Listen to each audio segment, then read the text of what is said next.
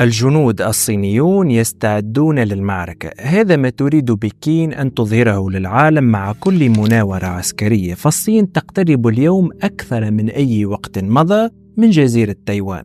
لدى الصين هدف واضح، ألا وهو استعادة تايوان، ومن المؤكد أن الصين سوف يتم توحيدها من جديد. ولكن هذا الهدف الصيني يصطدم بمعارضة أغلب الشعب التايواني الذي لا يريد أن يصبح جزءا من دولة شيوعية استبدادية حسب رأي أغلب التايوانيين، لأن تايوان دولة ديمقراطية تتبع النظام الرأسمالي. بالإضافة إلى هذا، فالولايات المتحدة الأمريكية تعزز وجودها العسكري في المنطقة وتتدرب على الدفاع عن تايوان من أي اعتداء خارجي، وهذا ما يصعب مهمة الصين. مرحبا أعزائي المشاهدين في برنامجكم عرب شو بلاس. في هذه الحلقة سوف نجيب عن سؤال: لماذا تركز أمريكا والصين على دولة تايوان؟ وما الذي ستجنيه هاتين القوتين العظميين من هذا الصراع؟ وكيف يمكن أن يغير النزاع على تايوان وجه العالم بأسره؟ كل هذا وأكثر سوف أشرحه لكم بعد هذا الانترو. أنا حمد القروي، برنامجكم عرب شو بلاس.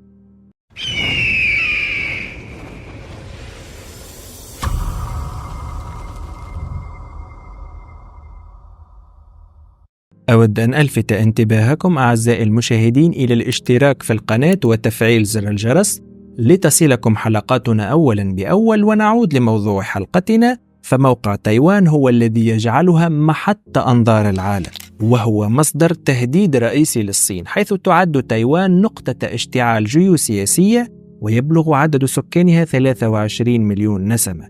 وتقع هذه الجزيرة على بعد 130 كيلومتر فقط من بر الرئيسي للصين، وتقع هذه الجزر الصغيرة التابعة لتايوان بالقرب من الصين كذلك. كما أن التدريبات العسكرية الصينية حول تايوان بأكملها أصبحت أكبر وكذلك أكثر تكرارا من حيث العدد. في مقطع الفيديو الأخير الذي نشره جيش التحرير الشعبي الصيني، هددت بكين بتطويق الجزيرة وتعتبر تايوان جزءا من أرضها، وتقول أنها مستعدة لاستخدام القوة إذا لزم الأمر لاستعادتها. ولفهم مسار هذا النزاع من الضروري أن نتطرق إلى تاريخ هذا النزاع، وهو ما سوف أشرحه لكم فيما بعد. ولكن في الوقت الحالي عليك أن تعرف عزيزي المتابع أنه في أواخر الأربعينات من القرن الماضي كانت هنالك حرب أهلية في الصين بين الشيوعيين والقوميين، حيث انتصر الشيوعيون وسيطروا على البر الرئيسي للصين، وفر القوميون إلى تايوان، الأمر الذي وضع الأساس للتوترات الحالية بعد دعم أمريكا الصريح لدولة تايوان. ومنذ أواخر السبعينات فقد اعترفت أمريكا ببكين الشيوعية باعتبارها الحكومة الشرعية للصين، ولكن أمريكا كذلك لديها علاقات غير رسمية مع تايوان، وينظر إليها على أنها حمية الجزيرة الرئيسية. حسنا، قد يكون هذا الأمر محيرا للبعض، لذلك دعنا نعود إلى الخريطة لنفهم لماذا لا تستطيع الولايات المتحدة والصين ترك تايوان نهائيا. تكمن الأهمية الاستراتيجية لتايوان في 3 نقاط اختناق حول الجزيرة، حيث يوجد في غرب الجزيرة خط تايوان المستقيم، وهو طريق تجاري رئيسي لكل من بكين وتايوان، وأيضا لأي دولة أخرى، حيث تمر جميع أكبر سفن الحاويات في العالم تقريبا من هنا. أما الخط الثاني للجزيرة فهو يمتد من ميكاو في تايوان إلى الجزر اليابانية، والخط الثالث يقع في الجنوب وهو مستقيم بايشي بين تايوان والفلبين. وبالنسبة للصين يعد هذين المضيقين على جانب تايوان بوابة استراتيجية رئيسية للمحيط الهادئ، كما تقع تايوان في منتصف المحيط الهادئ المقابل للخط الساحلي الصيني، وهو مهم جدا. فإذا كانت تايوان تحتلها دولة أجنبية على سبيل المثال، فهي بهذا الشكل تقطع استمرارية الساحل الصيني، وتمنع أيضا وصول الصين مباشرة إلى المحيط الهادئ. الذي يربطها بدول وازنة في الأمريكيتين مثل دولة كندا والولايات المتحدة والمكسيك. وبالرغم من كل المخاوف الصينية لغزو تايوان بسبب القواعد العسكرية الأمريكية، تقول الولايات المتحدة أنها ليس لديها قوات متمركزة بشكل دائم في تايوان، لكن الجزيرة تلعب دورا مهما في استراتيجية الولايات المتحدة. فلو تضع أمريكا صواريخ نووية على جزيرة تايوان التي تبعد فقط على الساحل الصيني 130 كيلومتر، فهذا يعني أن بكين العاصمة السياسية للصين ومدينة شنغهاي العاصمة الاقتصادية للصين وعدة مدن رئيسية أخرى مثل شينزان ستكون في مرمى الصواريخ الأمريكية وستصيب أهدافها في أقل من ربع ساعة، ما قد يؤدي إلى قتل 500,000,000 بشر وتدمير الصين على غرار ما حدث لليابان في الحرب العالمية الثانية حينما قصفتها أمريكا بالنووي، ما أدى إلى استسلامها وتكبدها خسائر فادحة في الأرواح، والصين تعي هذا جيدا. لهذا تمثل جزيرة تايوان للصين مفتاح أمنها القومي، ولهذا نجد الصين قامت ببناء العديد من القواعد البحرية الرئيسية على طول الشريط الساحلي للصين، والتي تمثل الخط الدفاعي الأول لها في مواجهة الولايات المتحدة الأمريكية، والتي لديها العديد من القواعد العسكرية في كوريا الجنوبية واليابان والفلبين. وإذا قمت بربط هذه القواعد الأمريكية سترى تايوان تمثل قلب سلسلة القواعد العسكرية الأمريكية، وبدون تايوان سيتم كسر الطوق الذي أقامته أمريكا على الصين منذ نهاية الحرب العالمية الثانية.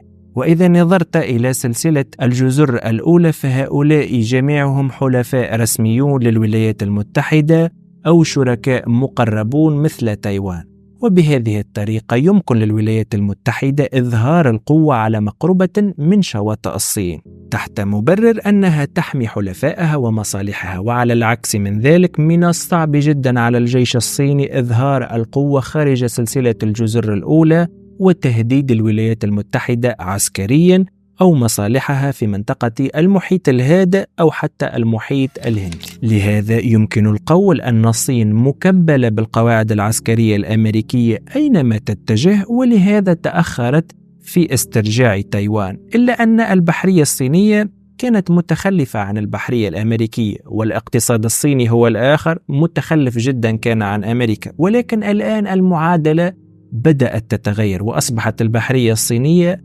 أكبر أسطول حربي بحري في التاريخ من حيث عدد القطاع البحرية، متجاوزة بذلك أمريكا. واقتصاد الصين أصبح ثاني أكبر اقتصاد في العالم بعد أمريكا، ما يعني أن الصين تغيرت بشكل مذهل، ما يصعب على أمريكا الدفاع عن حلفائها الموجودين بالقرب من الصين. لهذا تعمل الولايات المتحدة على توسيع نطاق عملياتها العسكرية والتعاونية مع اليابان والفلبين، والتي تشعر أيضا بالقلق مما تعتبره أهدافا توسعية للصين. على سبيل المثال، في العام الماضي فقط تمكنت الولايات المتحدة من الوصول إلى القواعد العسكرية في شمال الفلبين بجوار منطقة بايشي مباشرة، وهي إحدى تلك البوابات إلى الصين عبر المحيط الهادئ الذي ذكرناه قبل قليل. هنا يمكن رؤية القوات الأمريكية والفلبينية تجري مناورات في المياه القريبة من الصين في وقت سابق من هذا العام، حتى إنها أغرقت سفينة صينية قديمة استخدمتها البحرية الفلبينية في الماضي كرسالة واضحة إلى بكين. ومن الواضح أن الصين ليست سعيدة باستراتيجية سلسلة الجزر الأمريكية العسكرية، لهذا تعمل بكين بسرعة على تحديث قواتها البحرية جزئيا لتكون قادرة على اختراق سلسلة حلفاء الولايات المتحدة الأمريكية. وأبرز مثال على تقدم البحرية الصينية أنها صنعت مؤخرا حاملة الطائرات فوجيان، وهي خاضعة لتجارب بحرية منذ هذا العام. إنها حاملة الطائرات الثالثة للصين وأكبر سفينة في الصين إلى حد الآن. والهدف الأول للبحرية الصينية هنا هو إبقاء الولايات المتحدة خارج المنطقة أثناء النزاع. لذا فإن ما نسميه منطقة الصد الصينية تمنع الولايات المتحدة من القدرة على الدفاع عن حلفائها وشركائها في المعاهدة. وبناء على ما سبق ذكره، موقع تايوان يجعل المنافسة تشتد أكثر بين أمريكا والصين لفرض الهيمنة في منطقة بحر الصين الجنوبي والمحيط الهادئ. علاوة على ذلك، فالتنافس يتعلق أيضا بالمال، والمال هو محرك أي اقتصاد، حيث تتمتع الجزيرة الصغيرة بأهمية كبيرة لكل من الصين والولايات المتحدة، على الرغم من أن أي منهما لا يعترف رسميا بتايوان. وتتمتع كل من الصين والولايات المتحدة بروابط تجارية مهمة مع تايوان، ويأتي جزء كبير من هذه الأعمال من شركة واحدة، وهي شركة TSMC التايوانية لتصنيع أشباه الموصلات، وهي تنتج الرقائق الدقيقة، وتصنع تايوان 90% من أكثر الرقائق تقدما في العالم، وتعتمد كل من الولايات المتحدة والصين على تلك الرقائق فائقة الجودة.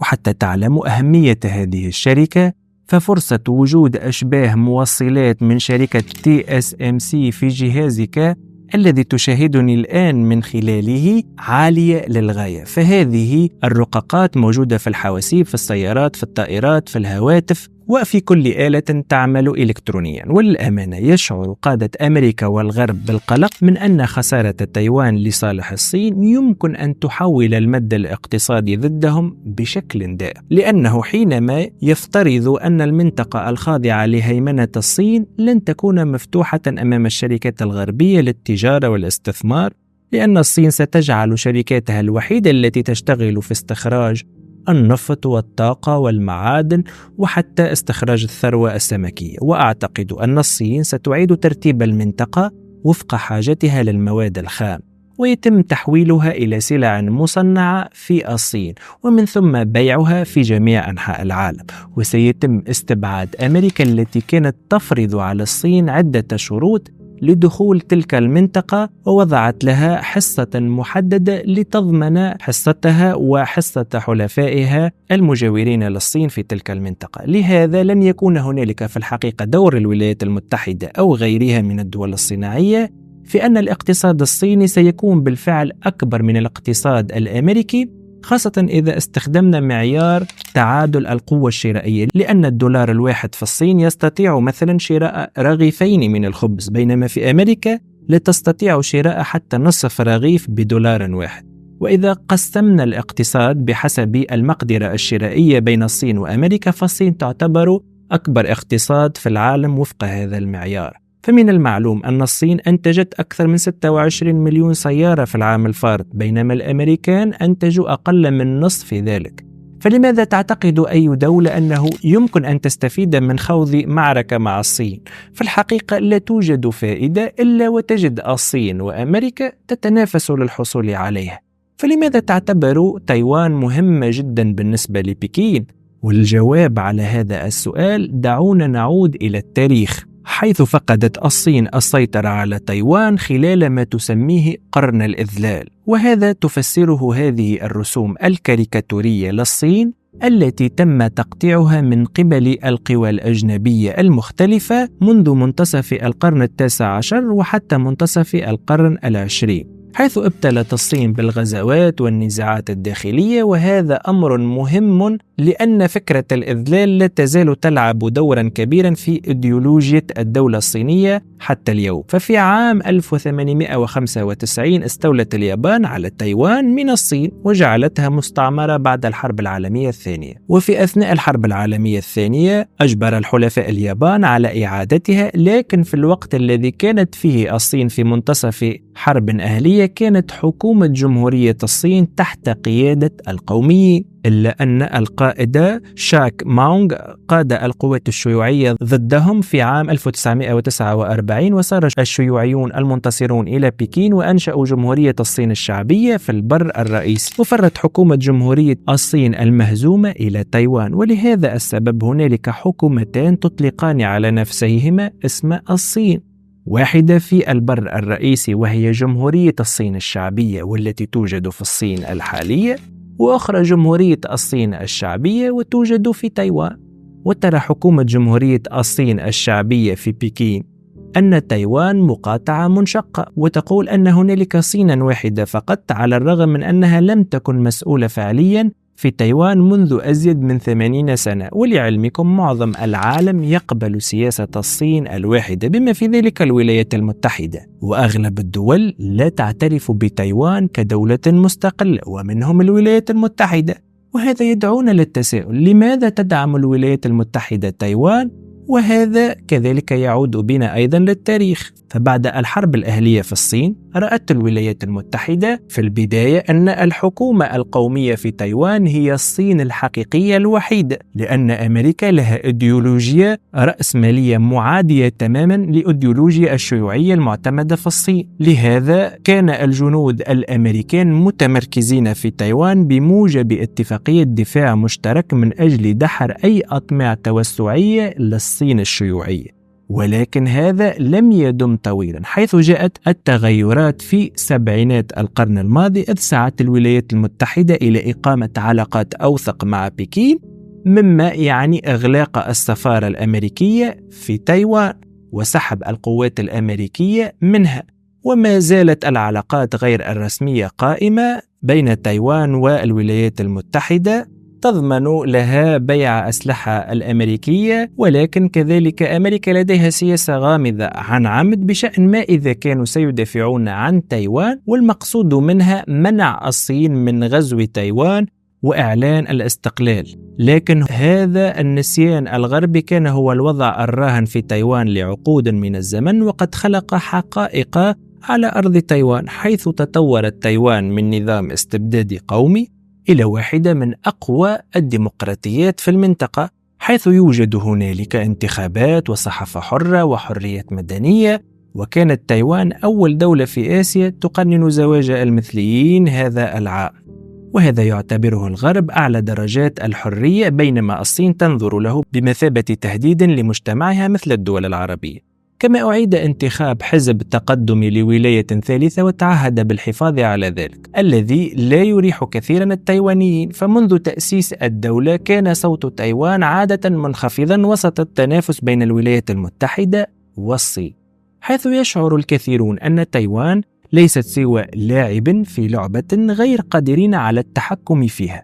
وبغض النظر عما سيأتي بعد ذلك، يجب أن تتمتع الجزيرة بالحق في الاستقلال وفي تقرير مصيرها، حتى يصنع التايوانيون مصيرهم بأيديهم في هذه اللعبة، خاصة وأن تايوان تبنت وجهة النظر الأمريكية التي تشجع على الديمقراطية والرأسمالية. أما الصين فلها نظام الحزب الواحد ونظام اقتصاد السوق الاشتراكي ذو الخصائص الصينية، وترفض تماما أن يتم اعتبار تايوان دولة أخرى وليست جزءا من الصين. وهل تتذكرون الإذلال الذي ذكرناه عندما خسرت الصين تايوان بشكل مذل؟ هذا الأمر لا يزال في مخيلة الصينيين، وهو المحرك الأساسي لاستعادة هذه الجزيرة، حيث يرى الرئيس الصيني شي جي بينغ أن إعادة تايوان إلى الحظيرة هي خطوة مهمة في التغلب على هذا الإذلال الذي يعد جزءا منه ما يسمى بتجديد شباب المنطقة الوطنية وإحياء الأمة الصينية كقوة عظمى. ونجاح شي جي بينغ في إعادة تايوان سيطفئ شعلة الديمقراطية في تايوان، وسيطرح العديد من التساؤلات لدى حلفاء أمريكا التقليديين مثل اليابان وكوريا الجنوبية والفلبين في إمكانية دفاع أمريكا عنهم في حال قررت الصين اجتياحهم. وهذا ما يجعل تايوان بمثابة جرس إنذار، فإذا استولت عليها الصين فهذا يعني خروج المارد الصيني إلى المحيط الهادئ والدخول مباشرة في منافسة مع الولايات المتحدة الأمريكية على مياهها الإقليمية.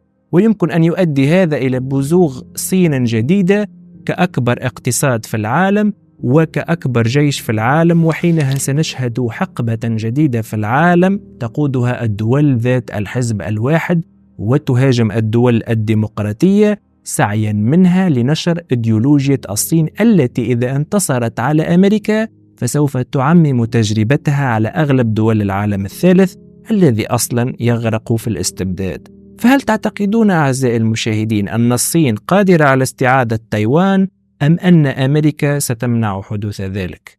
أرجو أن أكون قد وفقت في نقل المعلومة. إذا أعجبتكم هذه الحلقة المتعوب عليها اشتركوا الآن في القناة وفعلوا زر الجرس حتى يأتيكم كل ما هو جديد، فهذا يساعدنا على تقديم حلقات بهذا المستوى. وكالعادة موعدنا يوم الثلاثاء والخميس على 7:07 بعد الزوال بتوقيت مكة المكرمة. كان معكم حمد القروي، برنامجكم عرب شو بلس.